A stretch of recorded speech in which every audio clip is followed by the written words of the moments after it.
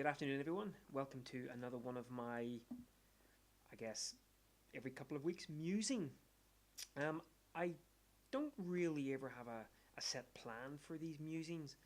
Quite often, what will happen, something will pique my interest during the week, and I'll think to myself, you know what, time for one of my musings. So, got my cup of tea. Let's muse. But before I get started with the main subject that I wanted to talk about, I just wanted to say a very quick thanks to the people who, over the last couple of weeks, have purchased prints of mine. Um, for me, it's great getting a Facebook like or a Twitter like or someone commenting on the fact that they like your work. But I think the ultimate gratitude there comes from someone actually purchasing your print, purchasing your image. Not just the fact that they have shelled out some of their own money, that's always appreciated, but the fact that they plan to hang that in either their home or perhaps their place of work. So of course, very appreciative for those who have picked up prints of mine over the last couple of weeks. Really, really appreciate that. So thank you. I'm also in the middle of just getting prepared to head out on a sunset shoot this evening. We've had some pretty stormy conditions here in on the north coast, and in fact, I was out this morning, and it was the first time since last winter that we really had some fantastic conditions. I'll throw up a couple of images from this morning. It looks as though we're going to get perhaps a nice little bit of stormlight coming through. So it's 2:30 in the afternoon now. I'm hoping to get out of here by about 3, sunsets at 20 past 4. Go get myself set up and see where we go. So just going to sort of rattle through this little musing and then get out the door. So now on to the subject for this week's musing. And it's competitions. Well, it's kind of related to competitions, and it's kind of related to, following your passion and being happy following your passion. Outdoor Photographer of the Year competition, the shortlisted entries were announced this week. I actually got 3 shortlisted entries myself, which was rather pleasing. First time I've ever entered a landscape-related competition. Interestingly, that it was 3 non-landscape images that got shortlisted, but hey. Now, if you walk in any circles on social media, any photography circles, any landscape photography circles on social media, you may have seen a little bit of a kind of an argument going on, or just not very nice things going on. Now, what's new? I hear you say it's the internet. That's kind of what people do, and yeah, it is. That's what people do, and it's rather annoying. And I'm not going to give the person time to sort of talk about what they said and what they did. Just suffice to say one thing: those people who have reacted to the online kind of criticism, and then have continued to follow that person on Twitter, just hit the block button and move on. That's kind of what I've done, so go on. But it kind of raised a point in regards to,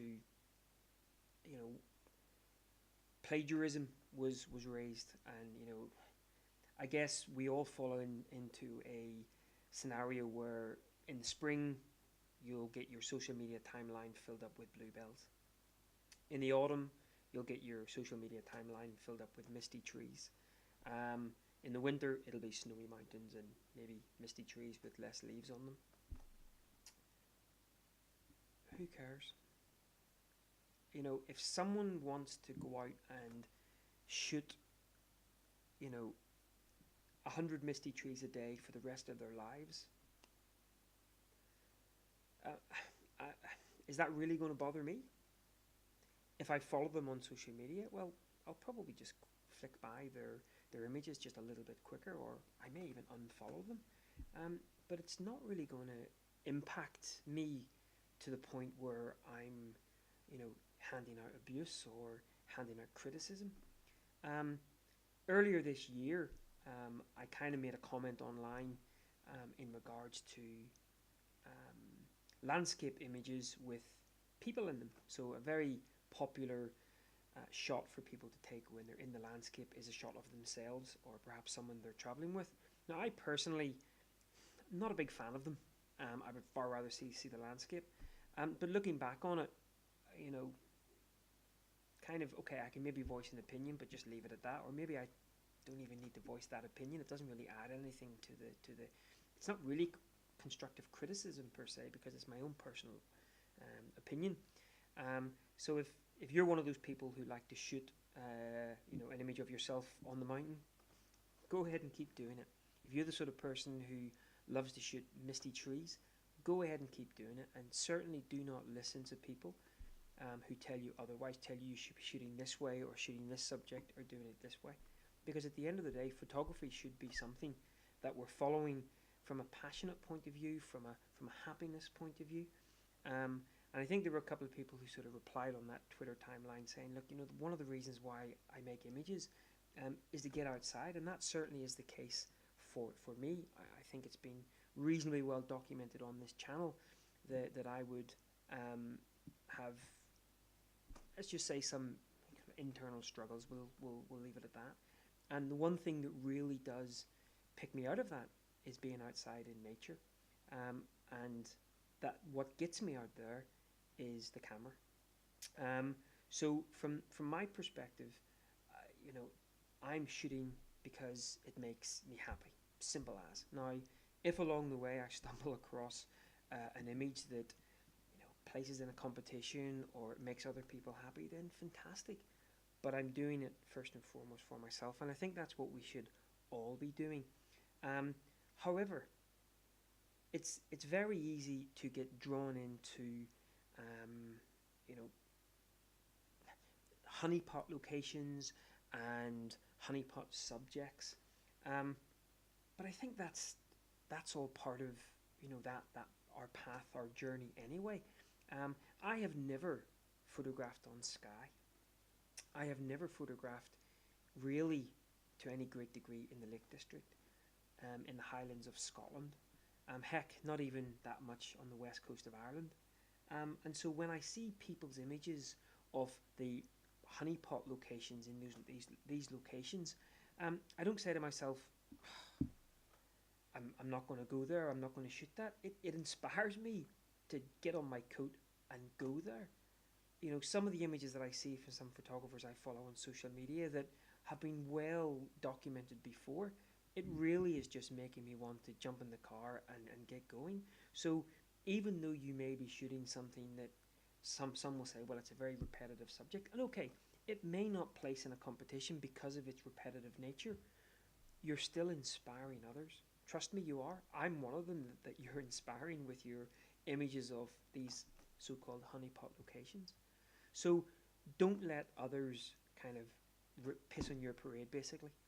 But make sure first and foremost that you're shooting for yourself. If you want to go off and make a portfolio of reflections in muddy puddles by a canal, go and do it. Because it'll be when you follow that passion, that what really drives you, that's where your real strong work will come from. I think I've said it before. I've been through numerous genres of photography, commercially sports photographer for many years. I love wildlife, so obviously I initially gravitated towards wildlife. But I really find myself at this point in time just connecting so much with landscape images, and certainly a lot more of the kind of abstracty, detailed stuff, which doesn't really see the light of day, and certainly isn't really sellable. I said at the start of this vlog that I was pleased that for the clients that picked up a couple of my prints, they're very much the standard kind of landscape shot, sort of wide vista type shots that people are purchasing. Very rarely would you see someone interested in one of the abstracty ones. Is that going to stop me doing that? Hell no, because I'm doing it first and foremost for me, because it makes me happy. So keep doing what you're doing, keep doing what makes you happy, and keep being inspired by others who are shooting these locations that others may say, meh, it's all been done before. Well, it probably hasn't been done by you. So keep getting inspired and get out there and go and do it. Whew. So that's all I really wanted to say on the subject. The internet can be a pretty nasty place at times. And it can sometimes be very difficult to ignore the haters. But I think there's enough good people out there on social media to hopefully drown out the badness. So keep doing what you're doing, keep following your passion, keep doing what makes you happy. And I guarantee you that if you're doing what makes you happy, it will inspire other people, probably me. Well, I hope you've enjoyed this little musing. As I say, it's now about 2:45. I'm going to go and grab, the lights kind of got a bit more, but I'm going to go and grab my stuff, wrap up warm, and get out and see what we can shoot.